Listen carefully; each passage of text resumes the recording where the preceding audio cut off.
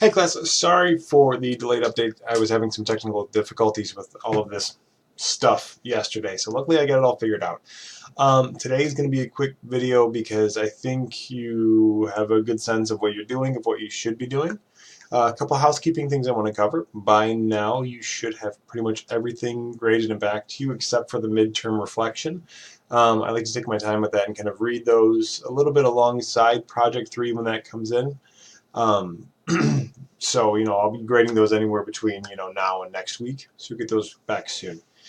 Um, for this week, then, what we have is we have a couple little things to do. For example, we've got some reading to do. But then what I really want you to be focused in on is just finishing Project 3.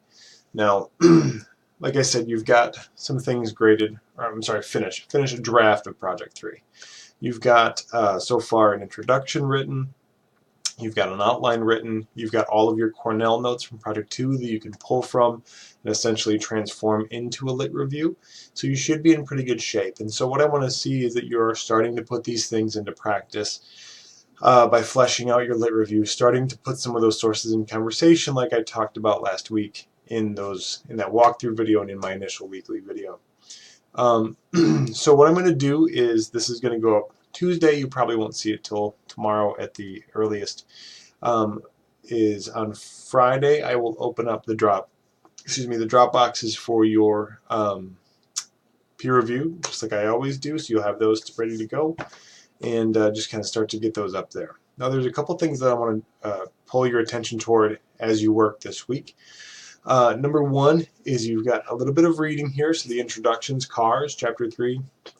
So what this is this going to help you kind of think through what it means to enter into an existing conversation, and this is going to be important for your research proposal element of Project 3. Now I will be talking about that more this week, and into next week. Essentially what's going to happen is now that you've tracked 8 people talking about one topic, at the end of your lit review, you'll say, based on what everyone else has said, this is what I think should be done. Now, there's an easy way to do that. You can either agree with someone and say that we should extend what they think by doing these X, Y, and Z. So for example, if someone's calling for, some sort of research, you could say, like, look, I think we should do this kind of research and extend it in these new ways. You could disagree with someone saying, I think that all of the things that have been said so far are wrong, and I think we should do something totally opposite. Or you could come up with a totally unique idea. You can say, like, look, all 8 people are talking about, music education in elementary school in this way, but what I think they're missing is this, and this is what I think we should do. So again, there's some options, and you'll see what I'm talking about here in a minute. And so what you're going to be doing essentially in that moment is entering into the conversation yourself and adding your own ideas, your own voice. Okay, so you'll have your lit review, which tracks what 8 other people have said and how they've responded to each other. And then at the end of that, you'll have, your interjection into the conversation. So that's where we're going. So to get there, then what you'll see down here is that I posted a couple different things. Now, this lit review and this research proposal, this is from an old version of 3010 in which these projects were 2 separate projects. Obviously, in our version, we have stuck the research proposal onto the end of the lit review, and so that's why I posted them both here. So just keep that in mind that neither of these are 100% accurate for what we'll be doing. Instead, what we're doing is a combination of these.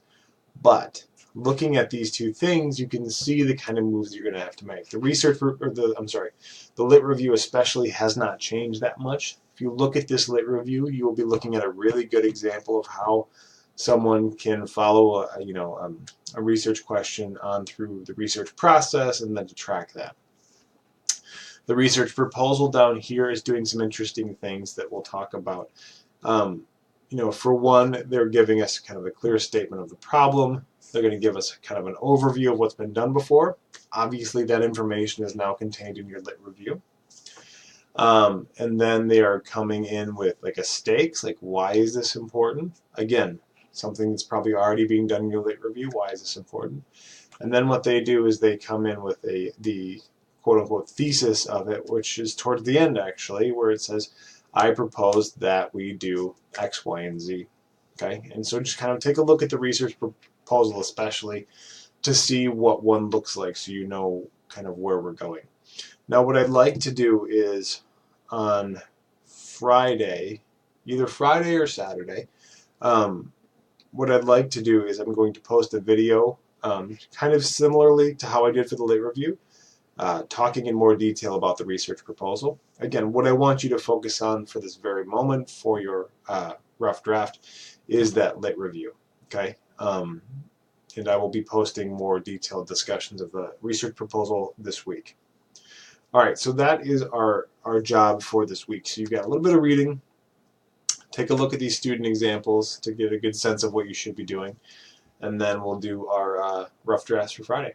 All right, guys, if there's any questions that you have, if there's any concerns, oh, you know what? There's a couple other things that I wanted to talk about, but I'll save those primarily for that next video that I post. Essentially, it's kind of some writing quirks that I've seen kind of repeated throughout the essays, stuff like that.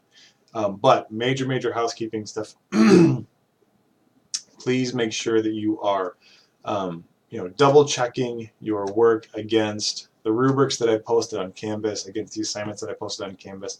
Seen a couple people make some kind of interesting mistakes because they didn't maybe double check. So make sure before you submit anything that you are looking and kind of going through the rubrics and saying, okay, do I have this? Do I have this? Do I have this? Does this make sense? Okay. Anyway, so keep an eye out in the next few days for another video from me, and I will talk to you guys later. Bye.